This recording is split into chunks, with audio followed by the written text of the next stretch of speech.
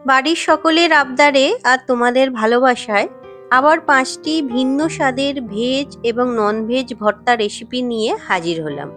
আশা করি আজকের ভর্তা রেসিপিগুলো আগের ভিডিওটার মতোই তোমাদের ভালো লাগবে।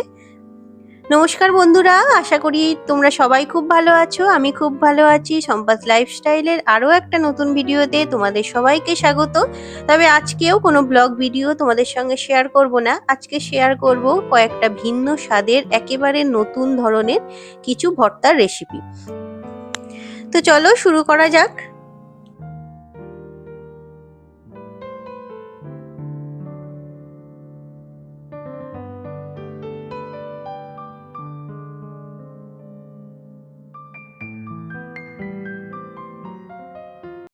তো রান্নাটা শুরু করার আগে প্রথমে কয়েকটা কাজ করে নিই। এখানে দেখো একটা কড়াইয়ের মধ্যে কিছু রসুন নিয়ে নিয়েছি, সেগুলোকে দিয়ে দিলাম। এগুলো ভালো করে ভেজে নেব। প্রথমে একটু শুকনো খোলায় হালকা ভেজে নিচ্ছি, এরপরে এর মধ্যে তেল দিয়ে ভালো করে রসুনগুলোকে ভেজে নেব।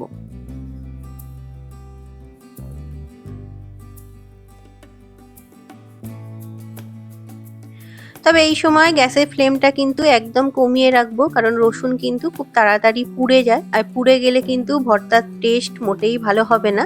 তো রসুনগুলো দেখো হালকা করে ভেজে নিয়েছি। এরপর দিয়ে দিচ্ছি 4টে টমেটো। টমেটোগুলো আমি মাঝখান দিয়ে এইভাবে চিড়ে নিয়েছি। তারপরে টমেটোগুলো দিচ্ছি যাতে তেলের মধ্যে ভাজাটাও তাড়াতাড়ি হয়ে যায় আর ভিতর থেকে কাঁচা ভাবটাও চলে যায়, হালকা একটু সিদ্ধ হয়ে যায়। তো তারপর দেখো রসুন আর পেঁয়াজ আমি ভালো করে একটু ভেজে নিচ্ছি। তবে এর মধ্যেই দেখো রসুনগুলো কিন্তু মোটামুটি আমার ভাজা হয়ে গেছে। তো চলো রসুনগুলো আগে তুলে নিই, তারপরে কিছুক্ষণ আরও রেখে টমেটোগুলো ভেজে নেব।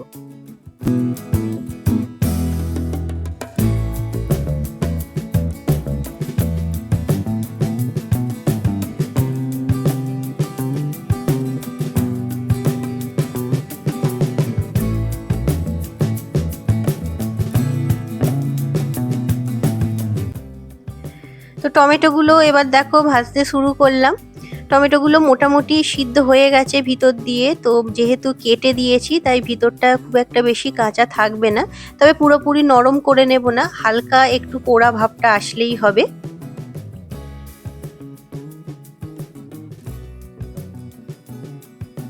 তো এই যে দেখো টমেটো আমার সিদ্ধ হয়ে গেছে মোটামুটি। তো চলো টমেটোগুলো আগে তুলে নিই।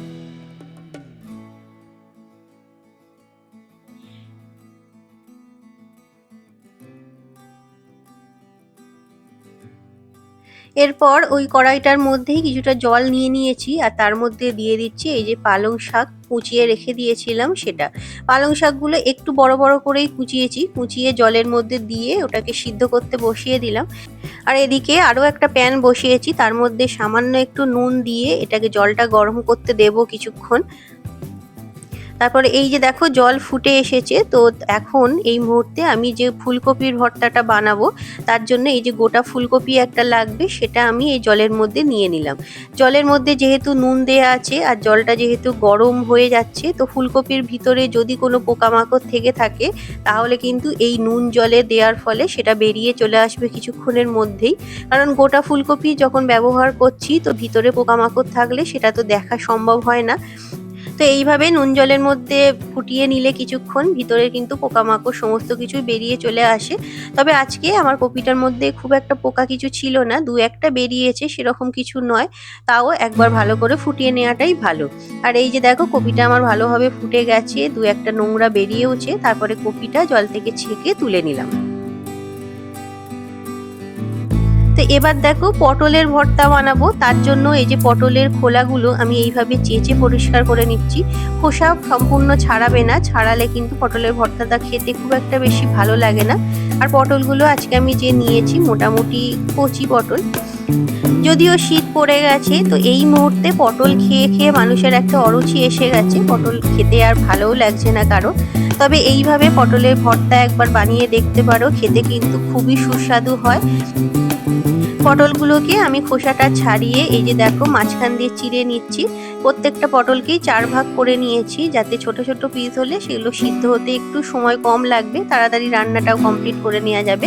আর পটলের মধ্যে এই যে দেখো বীজগুলো বীজগুলো কিন্তু আমি ফেলিনি। তবে অনেকেই পটলের বীজ খাওয়া পছন্দ করেন না, তো তারা অবশ্যই এটা পরিষ্কার করে নিতে পারো। তবে আমার পটলের বীজ খেতে ভালোই লাগে, আমাদের বাড়িতেও সবাই খায়, তো তাই পটলের বীজগুলো আমি রেখে দিলাম। আর যেহেতু একটু কচি পটল, তো বীজগুলো কিন্তু খুব একটা বড়ও ছিল না, ছোট ছোটই বীজ ছিল, তাই সেই সমেতই ভালো করে জলে ধুয়ে, আর এদিকে দেখো এখানে জলটা বসিয়েছিলাম সেটা তো মোটামুটি ফুটে উঠেছে, তার মধ্যে পটলগুলো দিয়ে চাপা দিয়ে রেখে দেবো, পটলটা কিছুক্ষণ সিদ্ধ হতে দেবো। আর এদিকে পালং শাকটা সিদ্ধ হতে দিয়েছিলাম, সেটা মোটামুটি সিদ্ধ হয়ে গেছে, তবে বেশ কিছুটা জল তো বেরিয়েছে শাক যেহেতু। তবে এই জলটা আমি ফেলবো না, পুরো জলটা যতক্ষণ শাকের মধ্যে টেনে নেবে ততক্ষণ আমি এটাকে রান্না করব লো ফ্লেমে। পুরোপুরি জলটা শুকিয়ে যাওয়ার পর এটাকে আমি নামিয়ে নেব মিক্সি জারের মধ্যে। তো আপাতত এটা খুব গরম আছে, এক্ষুনি আমি পেস্ট করব না, প্রথমে আমি এই যে মিক্সি জারে নিয়ে নিচ্ছি, নিয়ে একটু ঠান্ডা হলে তারপর এটাকে আমি পেস্ট করে নেব।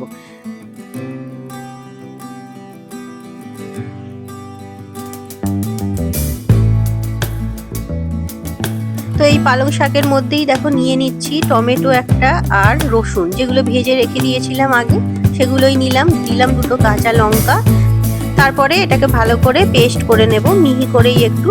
আর এদিকে দেখো কড়াইতে তেল দিয়ে দিয়েছি, সামান্য একটু কালো জিরে এর মধ্যে ফোড়ন দিয়ে দেব। কালো জিরেটা একটু ফুটতে আরম্ভ করলে তার মধ্যে দিয়ে দেব সামান্য একটু পেঁয়াজ। তো তোমরা এতক্ষণ যে যেখান থেকে আমার এই ভিডিওটা দেখছো, সবার কাছে অনুরোধ, ভিডিওটা যদি ভালো লেগে থাকে তাহলে অবশ্যই একটা লাইক করে দিয়ে সবার মধ্যে শেয়ার করে নিও। আর যদি তুমি নতুন বন্ধু হও তাহলে অবশ্যই চ্যানেলটা সাবস্ক্রাইব করে নিয়ে আমার এই ছোট্ট পরিবারের সদস্য হওয়ার আমন্ত্রণ রইল। আর এই কাজগুলো যদি তুমি আগেই করে থাকো তাহলে জানাই অসংখ্য ধন্যবাদ। তোমরা এইভাবেই একটু আমার পাশে থেকো, একটু সাপোর্ট করো। দেখো এখানে পেঁয়াজগুলো ভেজে নিয়েছিলাম, তারপরে পালং শাকটা যেটা পেস্ট বানিয়েছিলাম সেটা দিয়ে দিলাম। আর এর মধ্যে দিয়ে দেব স্বাদ মতো নুন, সামান্য একটু চিনি আর সামান্য একটু হলুদ। হলুদটা এর জন্যই দিলাম যেহেতু শাকটা সিদ্ধ করা হয়েছে, ভাজা হওয়ার পরে নাহলে শাকের কালারটা চেঞ্জ হয়ে যায়, সবুজ ভাবটা কিন্তু অনেকটাই কমে আসে, তাই একটু হলুদ দিলে সবুজ ভাবটা ভালো লাগে দেখতে। তো উপরে একটু ধনেপাতা ছড়িয়ে দিয়ে পালং শাকের ভর্তা আমার রেডি, এই যে তুলে নিলাম।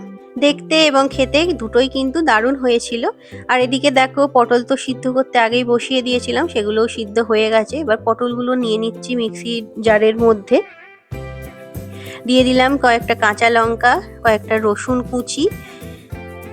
এবার শুকনো কড়াইতে আমি একটু কালো জিরে শুকনো খোলাতেই ভেজে নেব, এটা তেলে ভাজবো না, শুকনো খোলাতে ভেজে নিয়ে এই যে মিক্সির জারের মধ্যেই দিয়ে দিলাম, পটলের সঙ্গেই ওটাকে পেস্ট করে নেব।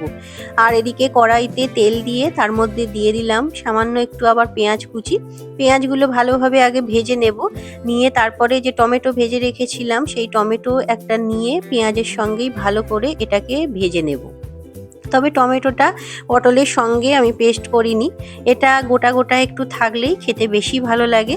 আর এদিকে দেখো এই যে পটলের পেস্ট আমার রেডি, তো সেটাও এর মধ্যে মিক্স করে দিলাম স্বাদ মতো নুন। তারপরে এটাকে আবার ভালোভাবে নাড়তে হবে। ভর্তার প্রধান কাজই হলো এটা, তেল দেওয়ার পরে কিন্তু যতক্ষণ সবজিগুলোর মধ্যে জল আছে ততক্ষণ কিন্তু সবজিগুলো ভালোভাবে নাড়িয়ে যেতে হবে, নাড়ানো বন্ধ করলেই কিন্তু কড়ার সঙ্গে এটা আটকে যাবে, সেক্ষেত্রে পুড়ে যাওয়ার চান্স থাকে। তো তারপর দেখো জলটা অনেকটাই আমার শুকিয়ে গেছে পটলের ভর্তার মধ্যে, তারপরে এর মধ্যে ছড়িয়ে দিলাম কিছু ধনেপাতা। আর এই যে পটলের ভর্তা আমার রেডি। এটাও তোমরা বাড়িতে একবার ট্রাই করে দেখতে পারো, নর্মাল আলু পটলের তরকারি খেয়ে খেয়ে তো আমরা প্রায় বোর হয়ে গেছি, এটা খেতে কিন্তু খুবই সুন্দর হয়।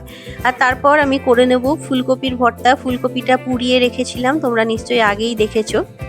ফুলকপি ভর্তার জন্য শুকনো কড়াইতে একটা মশলা তৈরি করে নিচ্ছি, সামান্য একটু জিরে আর শুকনো লঙ্কা ভেজে নিয়ে সেটা মিক্সিতে গুঁড়ো করে নিয়েছি। আর তারপর কড়াইতে তেল দিয়ে দিয়েছি কিছুটা পেঁয়াজগুলো ভালোভাবে ভাজা হয়ে যাওয়ার পর যে ফুলকপিটাকে গ্রেট করে রাখলাম সেটা দিয়ে দিলাম সামান্য একটু হলুদ গুঁড়ো আর স্বাদ মতো নুন। এরপর একটা টমেটো দিয়ে ফুলকপিটা ভালো করে তেলের সঙ্গে কিছুক্ষণ ভাজবো আমি। ফুলকপিটা যেহেতু আগে পোড়ানো হয়েছে, তার আগে জলে একটুখানি ফোটানো হয়েছে, তো অনেকটাই সিদ্ধ হয়েই এসেছে, বেশিক্ষণ নাড়াচাড়া না করলেও হবে। তাও কিছুক্ষণ একটু যতক্ষণ জল জল ভাবটা আছে, যেহেতু নুন দেওয়া হয়েছে একটু জল তো তাই থেকে বেরোবেই, তো তাই যতক্ষণ জল ভাবটা আছে ততক্ষণ ফুলকপিটাকে ভালোভাবে নাড়িয়ে যাব। তো যতক্ষণ ফুলকপিটা ওখানে রান্না হচ্ছে, পরবর্তী ভর্তার জন্য একটু প্রিপারেশন নিয়ে রাখি। এখানে শুকনো কড়াইয়ের মধ্যে 4টে ছোট পেঁয়াজ নিয়ে নিয়েছি। পেঁয়াজগুলো শুকনো কড়াইয়ের মধ্যে একটু পোড়া পোড়া করে ভেজে নেব। আর এদিকে ফুলকপির ভর্তা আমার মোটামুটি রেডি হয়ে গেছে। উপর থেকে একটু ধনেপাতা কুচি দিয়ে দিয়েছি। শীতকালের খাবার যেহেতু ধনেপাতাটা তো কম্পালসারি দিতেই হবে। এদিকে পেঁয়াজগুলো আমার মোটামুটি ভাজা হয়ে গেছে, মানে একটু পোড়া পোড়া ভাব এসে গেছে। তো তারপর চলো পেঁয়াজগুলো তুলে রাখি। এদিকে ফুলকপির ভর্তাও আমার রেডি, সমস্ত জল শুকিয়ে গেছে, বেশ মাখো মাখো হয়ে গেছে। তো চলো এটা তুলে নিই। তো পেঁয়াজ যেগুলো পুড়িয়ে নিয়েছিলাম সেগুলো এই যে দেখো ভালো করে কেটে মিক্সির মধ্যে নিয়ে নিচ্ছি। এগুলোতে পেস্ট করব। ছোট ছোট করে পিস করেই কেটে নিচ্ছি। তার মধ্যে তেলে ভাজা যে রসুনগুলো ছিল সেই কয়েকটা কুচি দিয়ে দিলাম, আর দিয়ে দিলাম একটা টমেটো। তারপর এটা ভালোভাবে পেস্ট করে নেব। তো এবার বানাবো পেঁয়াজ ভর্তা। তার জন্য এই যে দেখো পেঁয়াজ কুচি করে নিয়েছি, একটু বেশি পরিমাণেই নিতে হবে। আর তার মধ্যে দুটো শুকনো লঙ্কা পুড়িয়ে নিয়েছি, সেটা ভালোভাবে মিহি করে গুঁড়ো করে মিশিয়ে নিলাম। কড়াইতে দিয়ে দিয়েছি কিছুটা তেল, তারপরে ওই পেঁয়াজটা ভালো করে তেলের মধ্যে ভেজে নেব। পেঁয়াজটা কিন্তু একটু বেশি পরিমাণে দিতে হবে, বারবারই বলছি, কারণ পেঁয়াজটাই হলো এখানে মেন সবজি।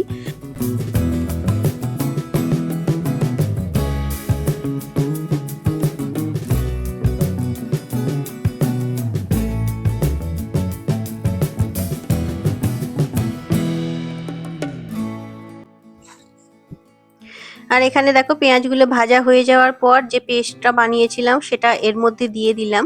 অনেকেই শুধুমাত্র পেঁয়াজ কুচি দিয়ে তার মধ্যে রসুন কুচি দিয়ে পেঁয়াজ ভর্তা করে, তবে আমার মনে হয় একটু পেঁয়াজ পেস্ট করে দিলে বেশ মাখো মাখো ভাবটা আসে, আর সেটা খেতেও কিন্তু অনেকটা ভালো লাগে।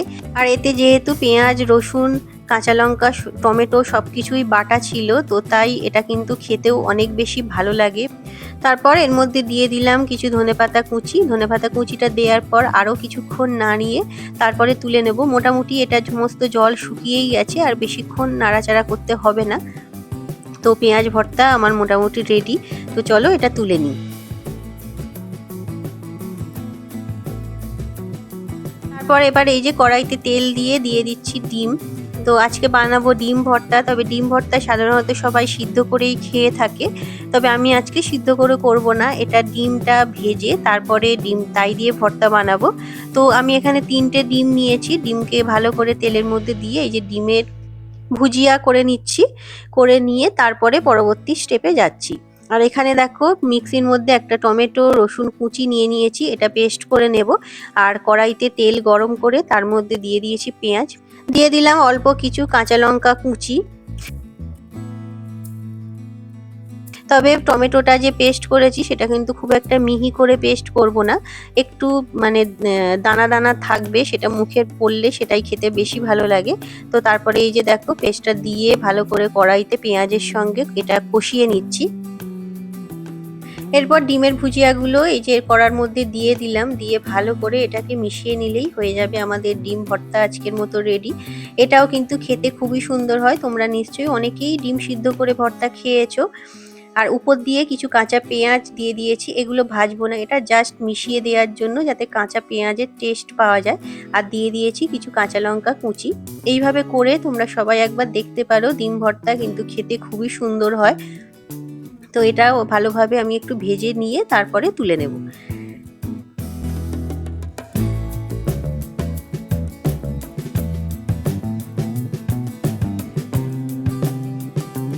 তো এই হলো আমার লাঞ্চ থালি। আজকে সাজিয়ে নিয়েছি 5 রকমের ভর্তা, আর তার সঙ্গে দিয়ে নিয়ে নেবো একটু ঘি আর একটা কাঁচা লঙ্কা।